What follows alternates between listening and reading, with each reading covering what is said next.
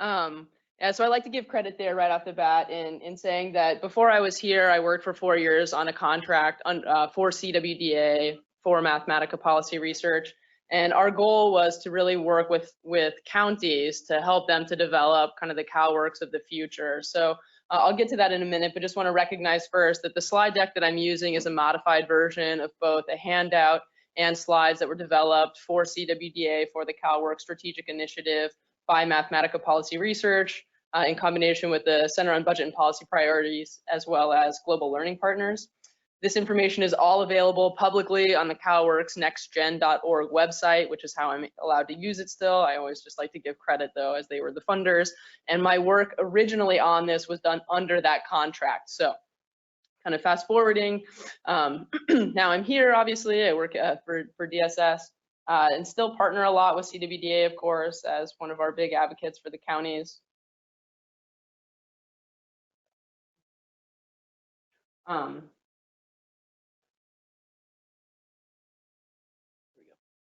So just want to let you know that was the case. And this whole training really came to be, so what I'm going to do is I'm going to start kind of narrow, then I'm going to go back out big, and then I'm going to narrow back in again. So this whole work, this whole body of work that I'll be presenting today, though not necessarily done originally for this strategic initiative that CWDA put on, a lot of it was done by Harvard and other sort of research centers. That was how I came into it. So just want to let you know that the way that this whole started was that the counties in California wanted more when it came to CalWORKS. And so they reached out to CWDA. They said, we've been looking at these statistics, we've been looking at our program for the last 15 years, and we feel flat.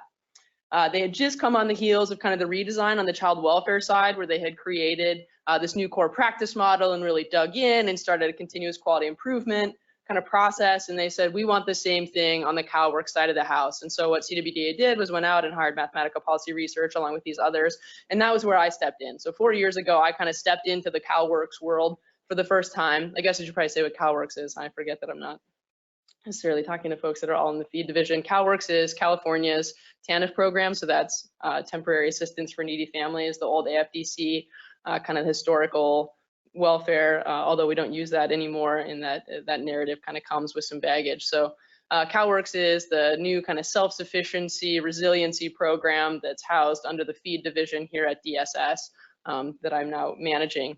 So the CalWORKS program really was ready for a facelift, essentially. And what we were seeing is that nationwide, in other areas, in other states, there were updated sort of understanding of the way that people experience poverty, the way that people learn and model behaviors over time, what it means to have experienced intergenerational poverty, stress, scarcity, and that all of those things that one can experience or observe change the way that the brain functions altogether. So the actual neural network and the way that those connections happen in the brain from a very young age on changes. It changes if you are in situations of high stress. It changes if you grow up in and make a lot of decisions under kind of stressed or taxed, what we call bandwidth, and in situations in particular of scarcity, where there's a lack of something, where you're needing. That could be attention, it could be food, it could be housing, and stress in the same ways. And so what we now know is that the way that we should be approaching programs that are designed to serve people who are in poverty today, or who may have experienced some poverty throughout their life or through a kind of an intergenerational experience, the programs are designed to really be engaged with by someone who has a different set of kind of decision-making capacity.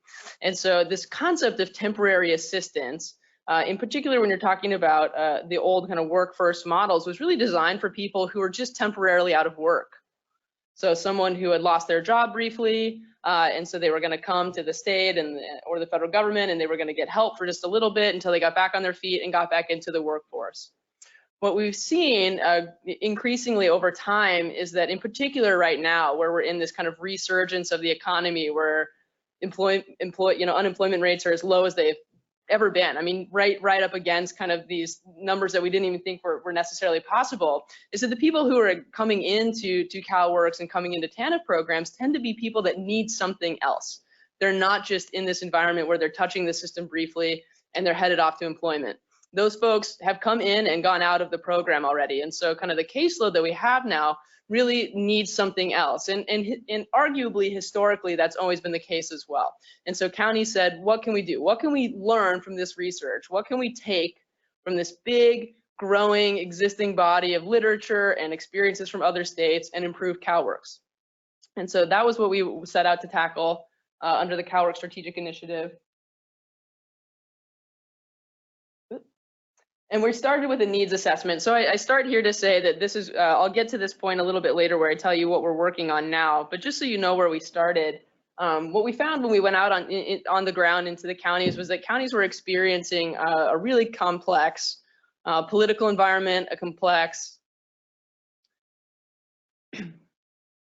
policy environment. They were confused about the way that the state of California approached TANF and how it did and did not align with the federal standards. In some ways, there was a lack of clarity around what are we supposed to be focusing on. There was sort of a lack of framework for moving families with diverse needs and circumstances towards self-sufficiency. There was a very one-size-kind-of-fits-all model, and if you were seeing something that fell outside of that one-size-fits-all model, you're really struggling to see, what am I supposed to do? There was a highly variable use of state-funded initiatives. So what we saw is that the state was recognizing this all along the way, and they were saying, yes, there are more needs. The counties are telling us they need more family stabilization, they need more housing, they need mental health services. And so funding was coming in, but it was kind of coming in pieces. And the counties were struggling to kind of put it all together and make it one model that made sense and understand how to kind of use that flexibility in working with their caseloads. There was an interest in full family focus. So of course, by definition, anyone who's in CalWORKS has a child. So by definition, you're working with families, and yet the program was really only designed to focus on that worker, on the adult, the one adult person in the family or two adults in the family who were kind of age and should have been in employment. And that was what the program really focused on. And so there were these kids that were sometimes in the appointment, sometimes not, but in theory, the program should be really serving the entire family. And so what did that mean? And the counties wanted from the state to know, what can we do? What should we be doing? And so there was that interest there. And then finally, again, there's this interest in developing this kind of core performance measures that were outside of WPR. So counties were asking and kind of grappling with, what does it mean? So for those of you that don't know what WPR is, it's the historical federal measure called the work participation rate. That's a binary 0-1 measure. You're either meeting it or you're not, and there's nothing in between. And so what workers were experiencing was that they were doing a lot of hard work, and sometimes they even saw families making kind of these incremental progress, but they were never getting counted as success stories, right? The idea of moving someone from not engaging at all to engaging for 5 hours a week, or moving someone from engaging for 5 hours a week in the program to 10 hours a week, that all was still just a zero because the federal work participation rate was defined at a much higher number. And so what was happening is counties were in this awkward situation where they were seeing clients progress. They were, engaging customers and they were feeling like they were successful, but they weren't getting credit for it, essentially. That was still a zero. And so then what? Theoretically, then you're supposed to buy the policy, you're supposed to sanction this person, yet you're seeing them improve, and you know that if you sanction them and kind of kick them off the caseload, you're not doing what's best for them, and so then what? And so all these questions were coming out of this needs assessment. We talked to the clients and we saw a different set of kind of perspectives, although some of it was similar. Customers kind of appreciated that there were a team of people working with them, so a lot of different folks, but it was hard to coordinate. And so we saw this kind of play out on the county side, and that all these new funding streams were coming down from the state, and they were complicated, and they all came with their own kind of rules and regulations and forms and tracking mechanisms. And so a lot of times counties were kind of making specialized workers to understand these kind of silos of funding. But what that meant for the participant was that they were touching 6, 7, 8 different people, and they didn't always know where to go or how to get the help they needed. So they appreciated that the county was doing everything that they could, but at the same time, they were like, man, I don't know who to give this form to, or I don't know who to call up when my car's not working, etc. So there was this confusion and there was this complexity there as well.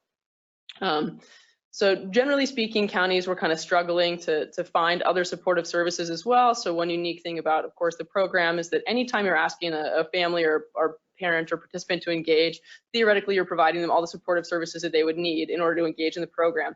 That said, as you can imagine, those all come with their own set of paperwork and requirements and rules and regulations as well. And so the participants were saying, is there a way to streamline this? Or I don't know how to access these things. Or again, I've got 6 or 7 different workers, and when I need one thing, I don't always know who to ask for. So these were some of the things that we were trying to tackle. And so when we get into the kind of brain science conversation in a minute, you'll see why it's so important for us to be thinking about program design. And I'll show you what some of the things we've been working on in CalWORKS to work with this population. If you can imagine someone that has limited executive function skills and limited bandwidth because they're in a situation of immediate need and scarcity and poverty, then engaging with a program that's super complex and dealing with 7 workers is kind of out of the question when it comes to kind of getting end-to-end successfully. So what we were trying to do really was put families at the center of CalWORKS. So moving away from this kind of compliance-oriented, adult-only focus, driven by WPR, work first model, towards something that had a more whole family focus, that had kind of a comprehensive assessment where we were meeting families where they were at, knew what they needed, and moved in this kind of goal-oriented way. So the goal-oriented piece is critical, and it'll make more sense in a few minutes when we talk about executive function skills. But clients really needed a way to find agency, to feel like they had choice, so they could be more motivated to engage in the program, and to practice really critical skills that we all need and that we all use on a daily basis without necessarily thinking about it in order to succeed. So those are those executive function, self-regulation skills. So the vision moving forward, again, was to kind of have this more intentional service selection and goal achievement model.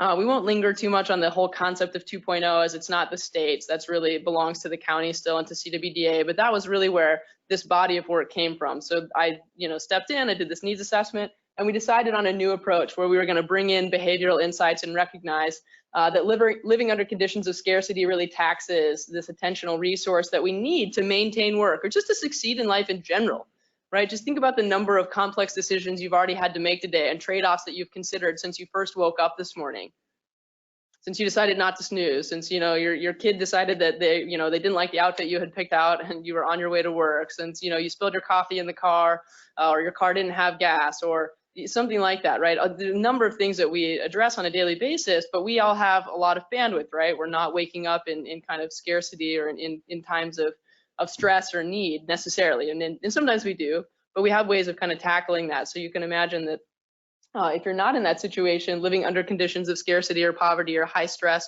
limit your ability to make all those decisions and to get through 6 of those in a morning and then still show up at work, or just to kind of make your family feel calm and cared for. Self-regulation and executive function. So self-regulation in particular has to do with making sure that we have measured responses. And we tend to only be able to exhibit strong self-regulatory skills when we have bandwidth, when we have kind of capacity, when we're not feeling stressed or in need. And those executive function skills are all those other planning, organization, task initiation kind of skills that we just use without thinking about them. Again, we've learned over time that that's how we are successful. We've seen other people do it. It's very normed in our day-to-day lives. And so that's what we do. And finally, recognition that participants, again, entering into TANF are not always work ready, and in particular that putting these participants into work first activities is not sufficient to really engage. So you can imagine if you're coming in, not ever having had a job, not having finished high school, which a lot of our population is in the circumstances, or doesn't have even a year of college, that just taking someone that hasn't been in an environment, in a family, or in a work or school space where executive function and self-regulation skills have been practiced and demonstrated, that just taking them and putting them right into a work-first activity or right into a job, one, isn't very motivating because it's not necessarily meeting their immediate needs, but 2, it's not necessarily an environment where they're going to feel successful, and that they don't have that skill set to succeed in that environment. So they'll feel a little bit lost potentially. And so what we really want to be doing is kind of changing the focus of the program and recognizing that one of the key things about what I'll be sharing with you today is that we now also know from the science is that these skills can be learned. So we know that most of these skills develop from age 0 to 5, and that's when a lot of these neural connections are happening. But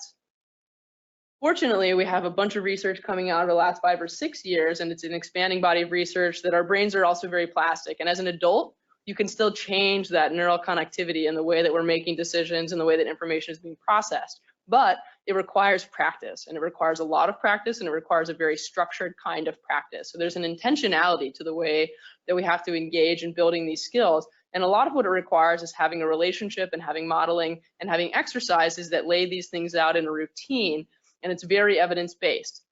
So the goal achievement framework does that, and what we need is a program that does that. So, you know, having workers that can have those relationships and demonstrate those skills and model those behaviors and walk people through those exercises on a regular basis is where the new approach needs to go, and where we're headed, because we recognize now, again, that people can learn those skills. So what's different for the CalWORKS of the future then, hopefully, is that we're moving from this kind of transactional relationship where I tell you, you fill out these forms, I give you a check, or where I tell you, you show up for 10 hours and then you can go on to the next program. And it's more of a relationship. It's a supportive kind of coaching relationship. What do you need today? How are your goals going? You know, how's your 3-year-old? Sort of meeting the customer where they're at instead of just kind of directing them about what they're going to do next. And it's moving away from kind of anecdote to evidence. So we now understand what the research is saying, and so we want to try to apply that and change our program structures to accommodate that. We're trying to move away from information overload. That's going to be a really big one for us. Again, like I just said, we've added like 6 programs in the last 6 years, so you can imagine all the informing notices and the stacks of paperwork. One client actually brought in the stack of paperwork to our focus group that they had received over the last 6 months. It was 18 inches tall. I mean, can you even imagine? It's insane. So that was stuff they'd received from the counties, but also mail to home, just like every notice. I mean, it's mind-boggling. So again, streamlining the message, only telling clients what they need to know when they need to know it, rather than just kind of deluging them up front with everything. Finally, moving kind of from here's what we offer to here's how we help you achieve your goals. So again, a very different model, moving away from that transaction towards that relationship, towards that kind of structured, warm environment. And for sure, moving away from WPR to this expanded set of measures. So many of you have heard of CalOR. If you haven't, it's the new CalWORKS outcomes and accountability process that really engages counties in a continuous quality improvement environment and gives credit to the counties for all that other hard work they're doing. So it's really changing the focus in the state of California and our TANF program away from WPR and towards a long series of measures that aligns with our program logic model that says this is what we think the program should be doing and can be doing, and here's how we want to track that over time and give counties credit for those things that they're working on. So in the future, again, less taxing program environment, redesigned orientations that present this new kind of CalWORKS vision and inspires people. I don't know if any of you have ever sat through a CalWORKS orientation. It's not the most inspiring thing you've ever heard, I guarantee you. It's about 27 slides on average of rules and regulations. So you can imagine about how inspired you'd be at the end of that to come back into the program. It's trying to use assessment results to create this kind of holistic picture of the family. And again, not using a one-size-fits-all model, really intentionally selecting services for the customers and the clients based on what their needs are and what their goals are.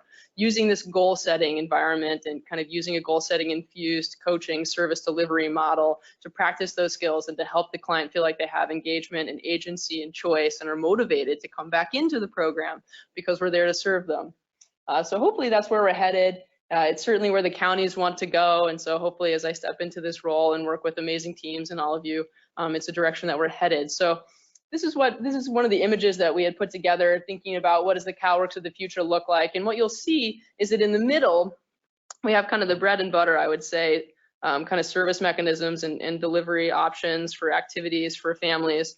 But we've added to the left is this recognition that says that it's very difficult to advance and to move forward and to launch into a career trajectory or kind of lifelong success if you don't also have all of these pieces in the front, right? So making sure that someone is stable, making sure that they are housed, that they have transportation, that all of their basic core needs are met is really critical in early engagement with someone. And you can't really ask someone to participate in other aspects of the program until you've met those needs, for a number of reasons that we'll get into later around scarcity and bandwidth, et cetera. But in the center of that, you'll see there's these 2 words, core capabilities. This is the research that was really born out of the Harvard Center on the Developing Child.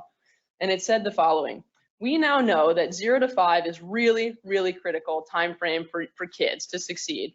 And Harvard said, okay, we're gonna look at these 0 to 5-year-olds and we're gonna figure out what do these kids need to succeed? How can we boil this down to the 3 simplest things that we could just put out there that every program, every state, every county could do so that we can have these successful adults who had everything that they needed from 0 to 5.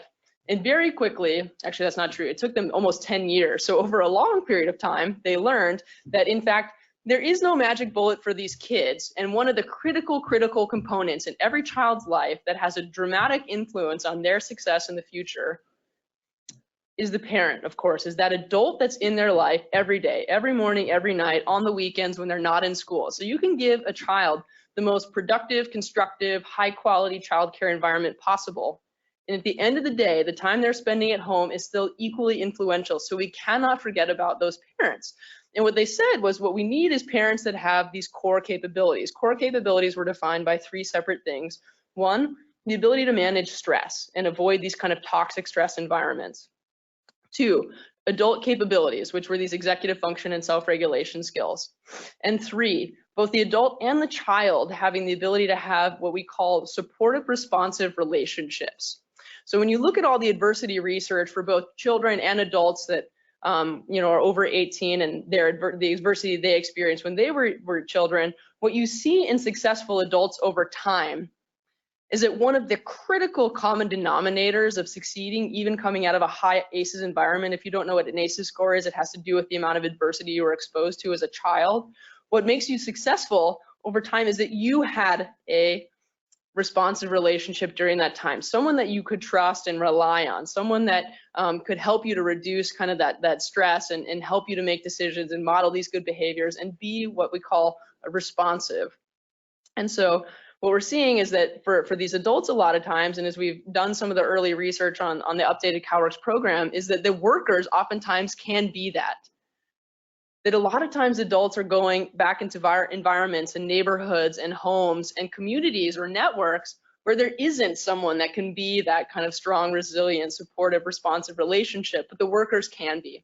And so we're hoping that that's something that could be built into the model, and recognizing that's one of these critical core capabilities and components, and that only when you have all of these pieces together are people really leaving the program and launching successfully. And it's well beyond employment.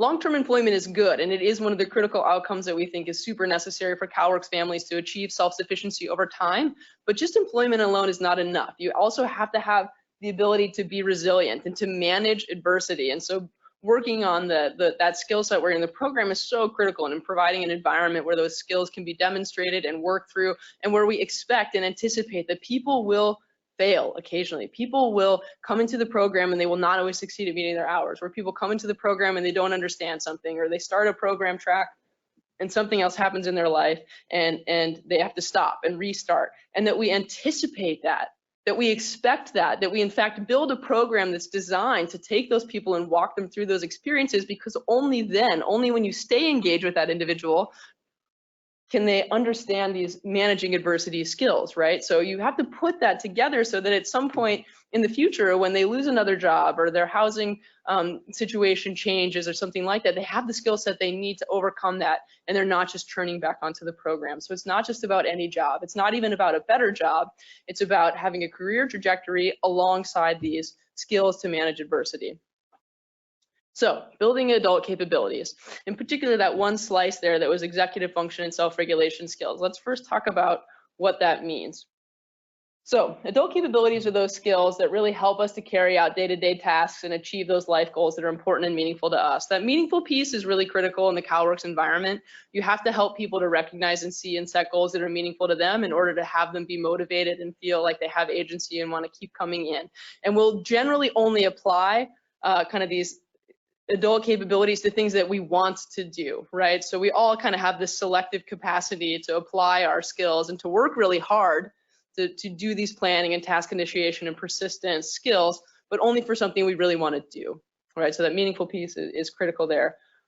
They help us to plan, control our responses to positive and negative exposures, to monitor our actions for social appropriateness, to achieve the best possible outcome. The social appropriateness is one I like to bring up as well, and recognizing it again, depending on an environment that you've been in for a long period of time, sometimes we set unrealistic expectations for people, right?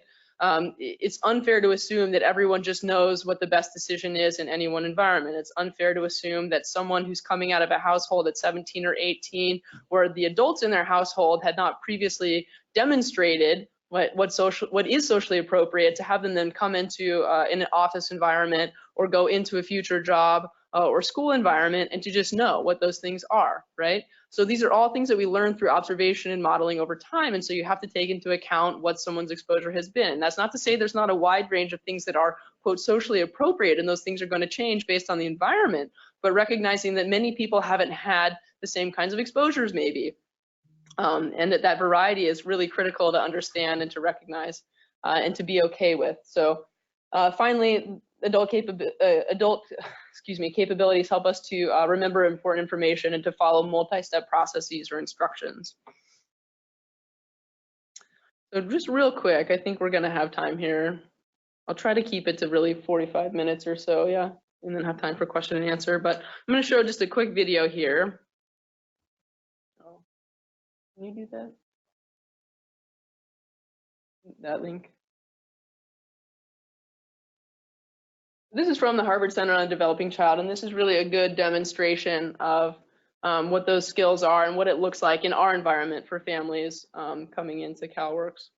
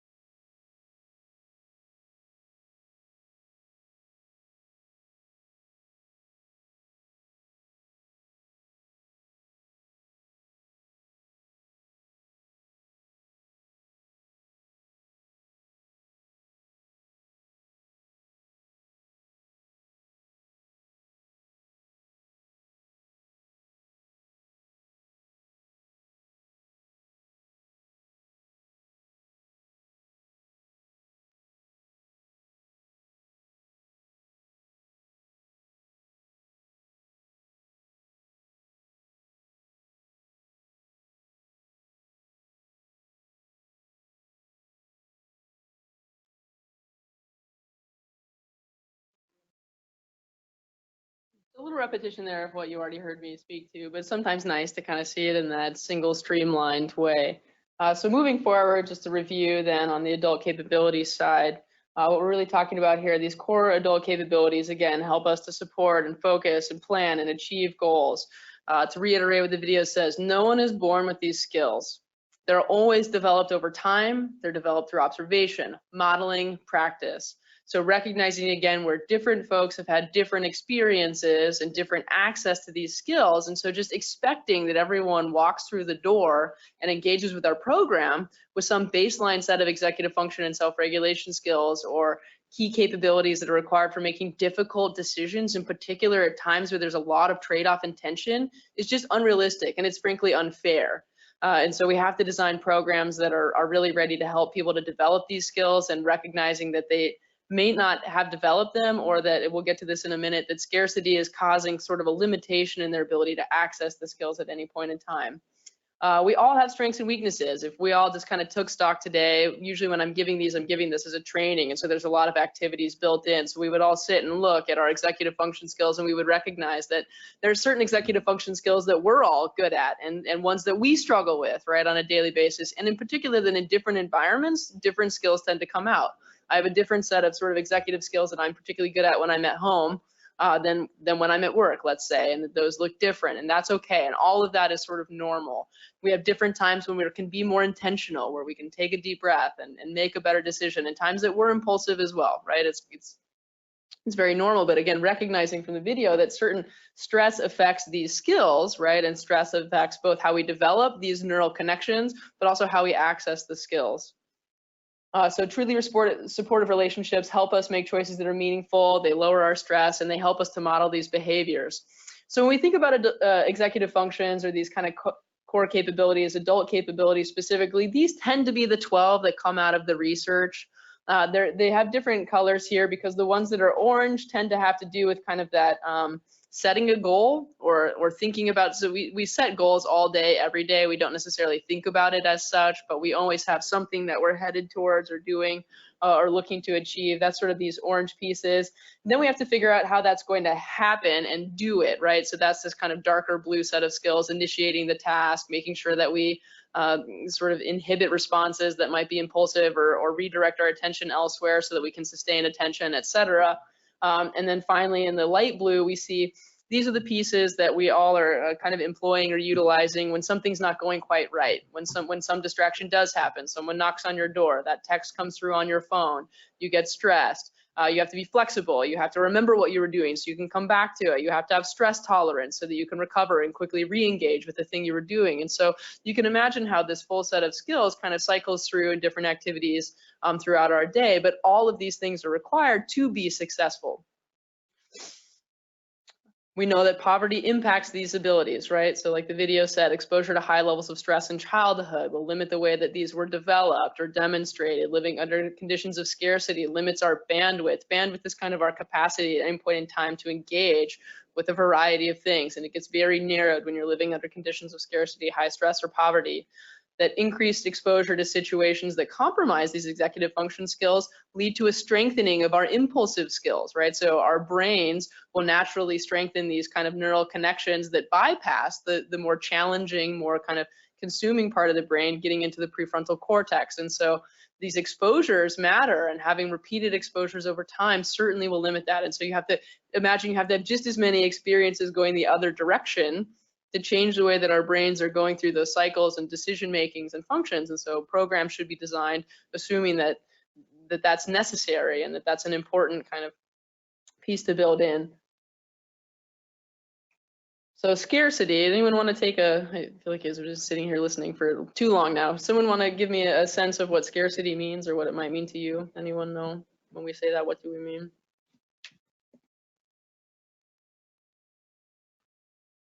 I'm good at waiting, so.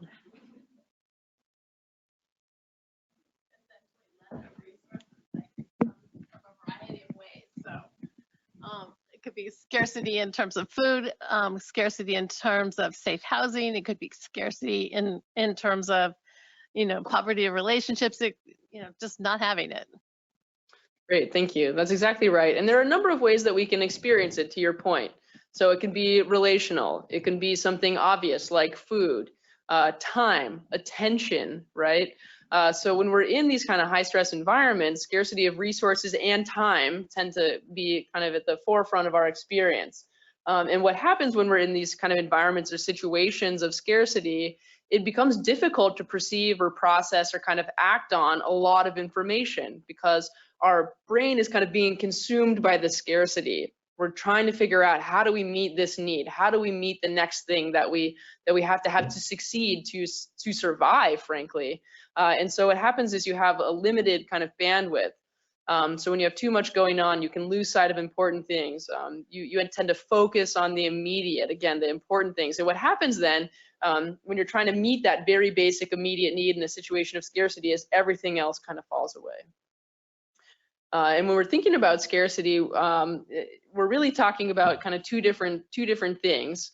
And so one is a limitation, as in you might be in a situation where you grew up in circumstances of high stress, high scarcity, high poverty, and you just have a straight up limitation in the skill set altogether. So your brain, again, has kind of strengthened that impulsive loop and hasn't really had time to practice and develop these other executive function skills, both from a neural network perspective and from a practice perspective. So that's one way we can experience scarcity, is that we just have a limitation of the skills altogether. And the second one, which I would argue is probably equally as common and depends at any point in time on the economy as to who our population tends to be or what that mix tends to be. The second one is this limitation in our ability to access existing skills or functions, right? So it might be that you've actually developed all these executive function skills over time, but you were suddenly kind of in this situation where life was disrupted, you lost your job, maybe medical bills, who knows what, right? It can be very compounding. And so you end up in these situations where you're acting as if you were in deep scarcity or you didn't have the capacity to make certain kinds of decisions, but because of the scarcity, you're not accessing that full set of existing skills and capabilities due to these external stressors. So both of those things can be true, and we talk about both of them as scarcity. So how do you address scarcity then? So we have to find ways to help to reduce the bandwidth tax. So this is where we go back to this kind of streamlining of the program ideas and making sure that someone's basic needs are met. So you have to try to get someone out of that environment where they're feeling like there's a scarcity of resources or food or stability or safety. So meeting those basic needs is one huge way to kind of open the bandwidth back up. So you have to limit the bandwidth tax. The second thing is that it's very difficult when you're in a situation of scarcity to process a lot of information. Remember what my focus group participant who brought in their paperwork from the first 6 months of the program? That is not limiting, right? That is not reducing kind of that stressor. That's just adding kind of filler to bandwidth that's already limited. So streamlining programs, making programs easier to access, making sure that the basic needs are met. Those are all ways that we think of that programs should address scarcity, recognizing again that clients will frequently come into the program in these situations, and that throughout the program, they'll re-experience them. So, you know, they'll have days in between EBT card payments, or there will be times where something else was an immediate need that was unexpected. A car needed a repair, or something broke in the house, or they're trading off, you know, between an electricity bill and a water bill and something else, right? Putting gas in the car. And so when you're making these trade-offs and you're in these situations of scarcity, the program should anticipate and expect that sometimes people will kind of have these relapses or fall back in. It takes a while to get stable, and getting stable tends to look like a roller coaster, right? And so we're really trying to make sure the program is designed to keep people on board long enough to get them through those kind of ups and downs, and that during those situations and circumstances, they're having an opportunity to practice and develop these skills, right? So that's that managing adversity part of that first picture that we looked at, right? It's not just about getting a job. It's not just about upskilling and getting employment. It's about building these other skills as well to help manage adversity and to truly be resilient over time. Finally, I'll make a quick note on adult learning, and then I'll tell you some of the things we're working on in CalWORKS and ask you what questions you have.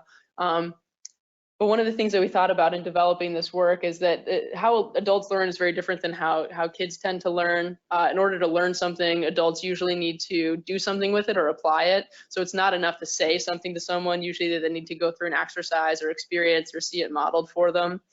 And learning happens only when you're free to focus on those things that are most relevant right now. So again, going back to that kind of scarcity piece and having that bandwidth, is you have to have enough of your needs met, and you have to have enough bandwidth to actually engage with new material in order to learn it and internalize it and practice it. And you can only do that if your other needs are essentially met and your bandwidth is kind of freed up to do that.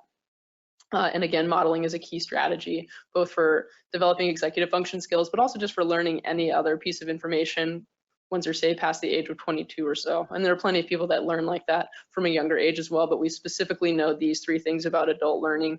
And given that CalWORKS is a program really targeted at parents who tend to be adults or young adults, I think critical pieces for us to keep in mind. So what can we do? So a lot of this I've been referring to as we've been walking through, but I'll say these quickly on the slides, and then I'll ask you for your thoughts and additional information here. But the way that we're thinking about this in CalWORKS is to build supportive relationships instead of directive relationships with customers. So again, think about ourselves in a coaching framework as workers who are helping people to navigate the system, to set goals, to achieve goals. It's not transactional. It's not a kind of if-then relationship. It's a very inclusive, kind of the passenger driver mentality where everyone's in the car together and kind of one's the navigator and one's maybe the driver. Setting realistic expectations, making tasks easier by breaking them down into common tasks or smaller steps, and doing some of the tasks with the customers before they leave the office. So really trying to set up models where forms are getting filled out in real time, where if someone needs something, there's a goal achievement kind of framework that's set up and customers can start to fill out and take task initiate. They can do the first step right there with the worker. Small successes build up. Change the environment and modify the task to reduce the demand on executive function skills. So again, streamlining information. Instead of sending 18 inches of paperwork in the first 6 months, I bet 6 inches of that paperwork didn't matter for at least another year. And yet we're in this situation where we feel like we need to give everyone all the information right away up front. Whereas that person probably stopped hearing kind of the rules, regulations, abilities, supportive services, the activities they can engage in after the first 2. We tend to kind of just stop after the first 2. So we're working with advocates right now to figure out how do we streamline that process? Which forms do we really need? What's absolutely necessary in orientation, and what can wait to the first appointment that someone's coming in and talking to their worker? Addressing those issues that impair executive function skills, such as stress, lack of connection, lack of exercise. So really, again, in that coaching mentality, thinking about the whole person, thinking about the whole family, not just thinking about work, not just thinking about getting that first job, not just thinking about a resume, but thinking about what are you doing to feel healthy, to have your needs met, again, to have that responsive relationship with the worker, to create routines that help individuals to set goals and prioritize. So again, that practice and modeling.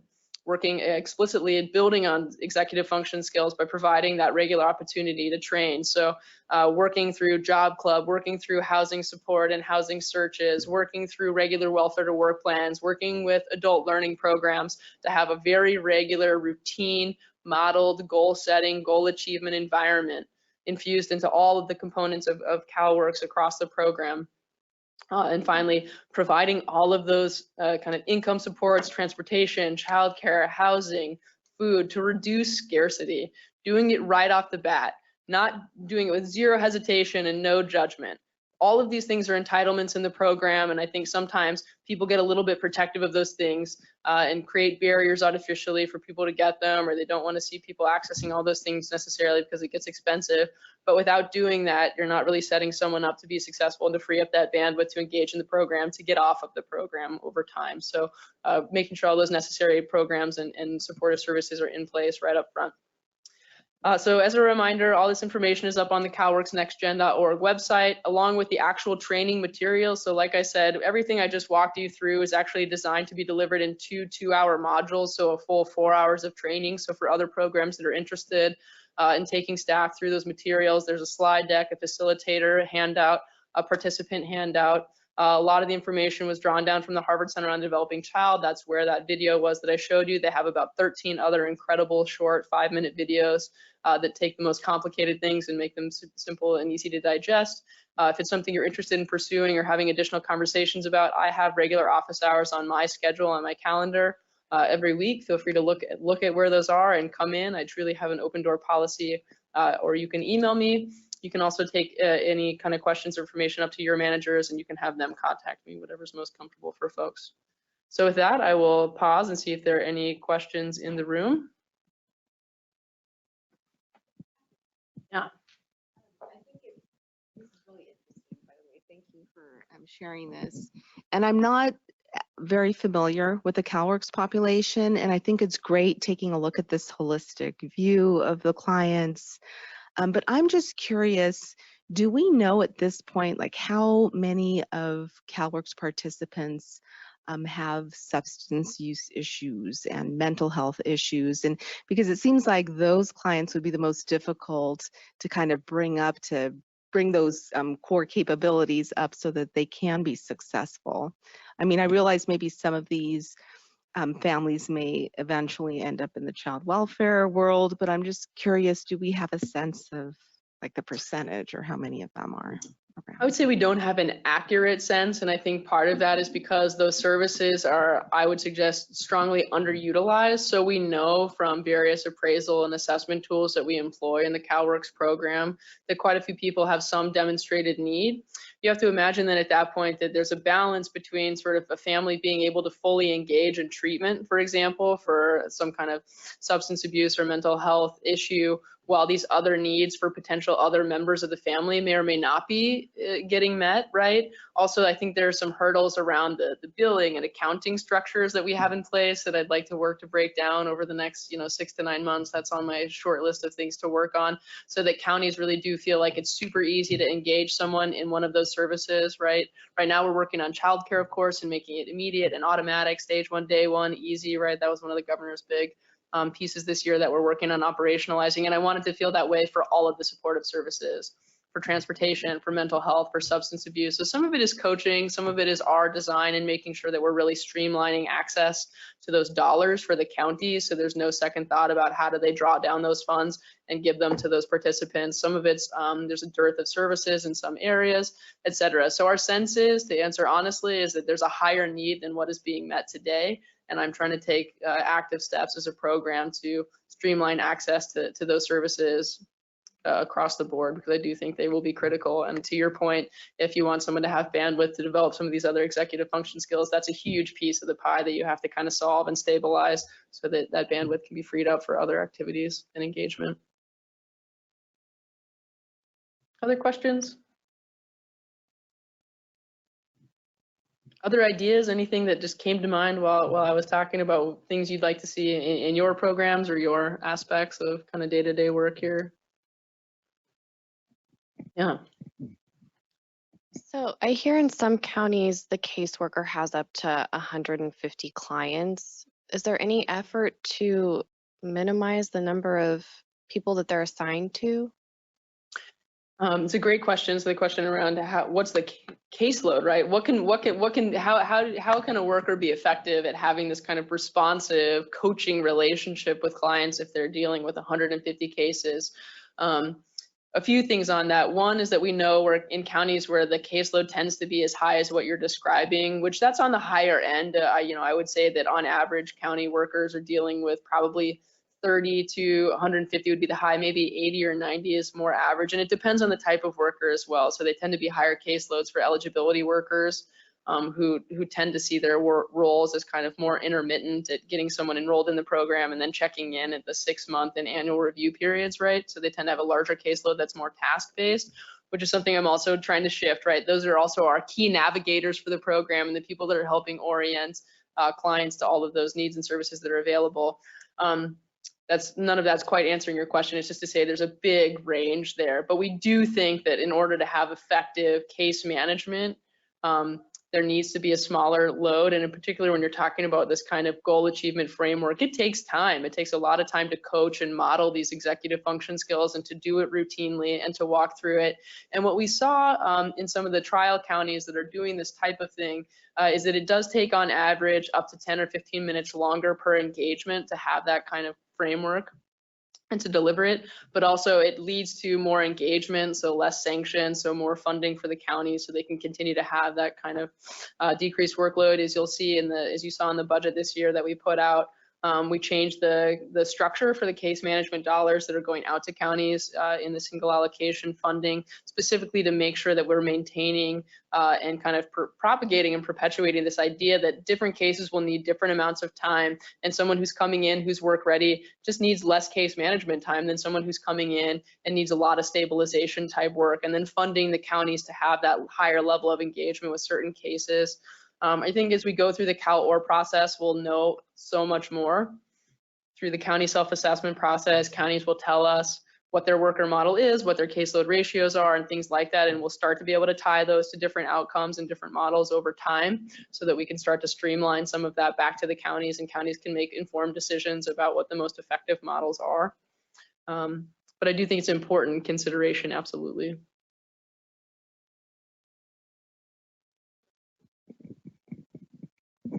So for those like trial counties that you're saying that are kind of getting on board with this, how long does it take the county to operationalize and be able to do that part?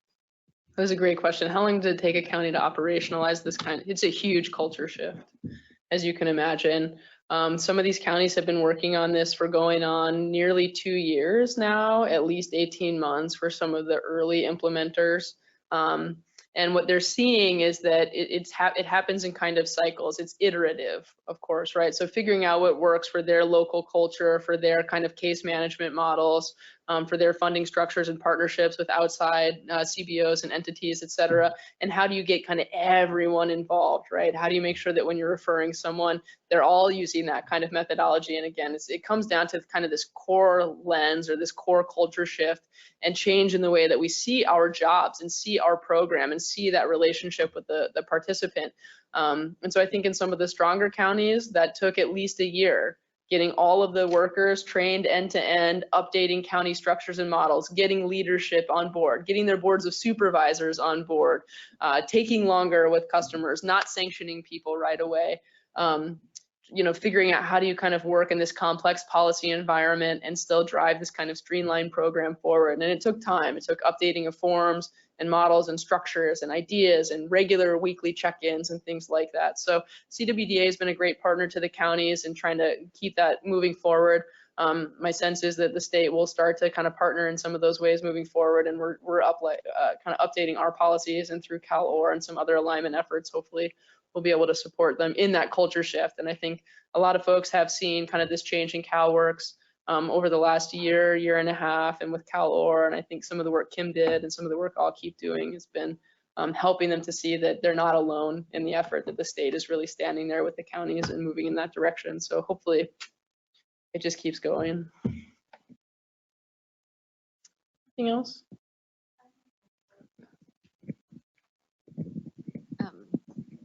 In terms of support from the feds, I'm assuming that they're very supportive for this new effort here in California, and I'm hoping I'm correct on that. But question about WPR. So is that going to continue?